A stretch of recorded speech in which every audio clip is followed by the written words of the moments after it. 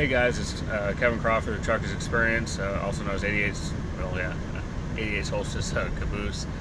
I'll just give you guys an update. It's been quite a few weeks, actually almost 2 or 3 months, something like that, since I've actually done a video. I've been pretty busy getting into the hang of doing this flatbed thing, going back to my roots from back in the military.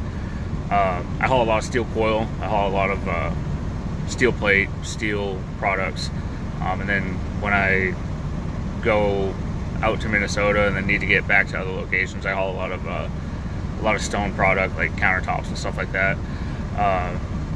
So far, I have no real complaints about long haul. The company's been great. The people that I work with are great. 99% of the drivers are willing to help you out, and that other 1% are just the people that, you know, they're either too busy in their own stuff, which hey, I understand, or you know, they're not people, or you know, people persons, which hey, I understand that too. You know, we're drivers. We're not on the road to be sociable, really. We're more on the road to make money, and some of us don't get along with others. But as for this company, 99% of the people that, you know, work with long haul are great, and like I said, that 1%, it's very small and very, you know, few and far between that you run into them. As for, you know, going to customers and stuff, it's great going to the customers, especially the ones I deal with on a day-to-day basis, because I do a lot of stuff within a small area running coil, and you know, they ask how you are, how your family is. They ask how, you know, or when you're going home, or you know, when the next time you're going to be in.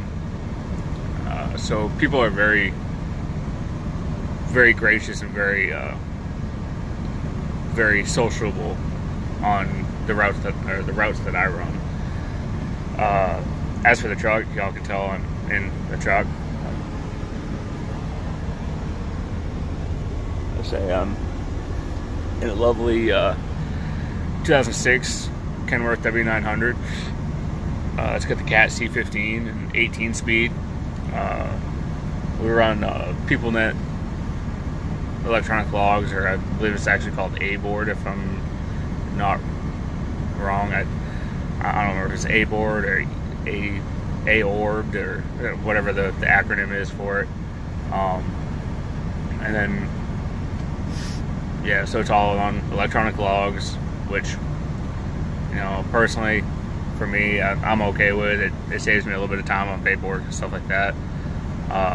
As for the trailers, I run a conestoga, which is a soft panel tarp. It slides forward and back, so you can load your trailer and cover it up. A little bit easier than actually tarping, because that way you don't have to turn around and fight the tarps. Granted, there are days you have to fight the conestoga. If, like on mine, I have ropes to pull up the back, if the ropes, you know, hang up and stuff like that. But it's all in getting to know how to use the equipment and when the equipment's going to be picky and when it's not. As for chaining and tying down with coils, it's pretty simple. At some point, I don't know when, I'll probably end up doing a chaining video or a tie down video, just so people can see what the product looks like when it's tied down. Just depends on if I get a load where I'm not going to be, you know, an hour and a half, 2 hours to drop, because a lot of my loads I do pick up, you know, and deliver in the same day. A lot of the times within hours from when I pick up. But yeah, other than that, I don't work. Well, I work for long haul, but I am actually in owner-operator's truck, which is great because we do all of our own maintenance for the most part, minus, you know, big jobs or, you know, suspension and steering components and stuff like that. But we do, you know, our own services. We do our own, you know, belts and pulleys and stuff like that. And that's the only issue that I've had so far really with this truck is because it's a 2006 with 1.6 million miles on it. We don't know when the last time some of the pulleys were changed, and I started having issues popping belts. So we went through, we reordered or ordered all the idlers and all that other stuff, and put new belts, new idlers, new tensioners, and everything on it. And that issue's since gone away.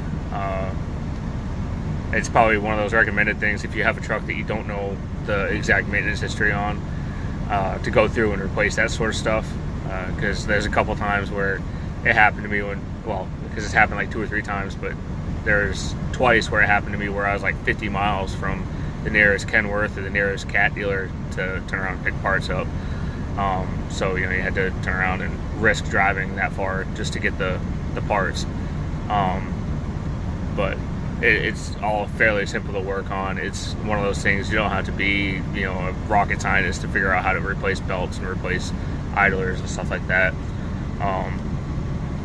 But other than that, that's about it. Still running the Striker 447 HPC as my radio, except now I have it set up on dual antennas off my mirrors, which is working a lot better than it was in the Cascadia. I think the dual antennas have a lot to do with it. Once I do some final work on that, I'll do a video on how that's set up, because I'm looking at also buying a Fat Boy or some sort of power adder to it. Other than that, everything's been pretty basic. I haven't changed that much stuff in the truck just because it's fairly simple. I've kept all the sockets and all that stuff. I just added one electrical outlet on the head of the bed, because on the Kenworth all the sockets are right there, which I know it's kind of hard to see. They're right there, and so I just added this one, if I get it right there, just to turn around and have a plug up next to the head of the bed, instead of having to fight to have a cord extended all the way the length of the bed or extended from the front of the truck. I'm probably going to add one more up on the front just so I can get the cords off the windshield, and put it up above the windshield, so that way my phone charger and my GPS charger are up above and out of the way. Same with the dash cam and all that other stuff. But yeah, that's about it. So if anyone's got any questions about long haul, feel free to comment or email me at 88solstice@gmail. It's going great. But I guess that's it for now. I'll talk to y'all at some point soon.